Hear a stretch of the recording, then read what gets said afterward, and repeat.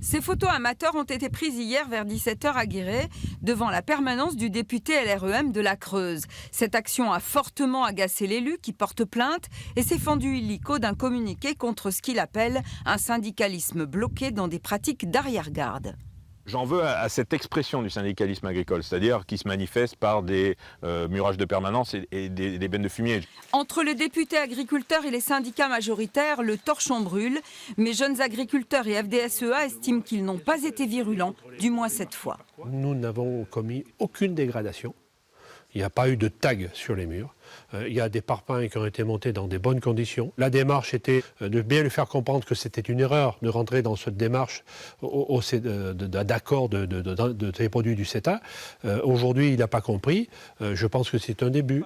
Jean-Baptiste Moreau, qui a rencontré ses syndicats avant le vote, est contre le Mercosur, qui n'offrirait aucune garantie face à la viande française. Mais pour le CETA, selon lui, c'est l'inverse.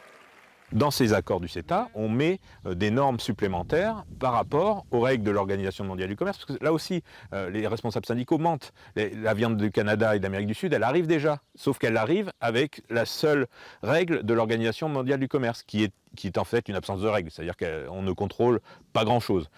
Et ces accords bilatéraux ont le gros avantage de pouvoir mettre un certain nombre de clauses qui permettent de contrôler la qualité environnementale et sanitaire de ce qu'on importe. La trentaine de syndicalistes agricoles demandent la démission du député qui, lui, estime que de telles actions dégradent encore plus l'image de l'agriculture auprès du public.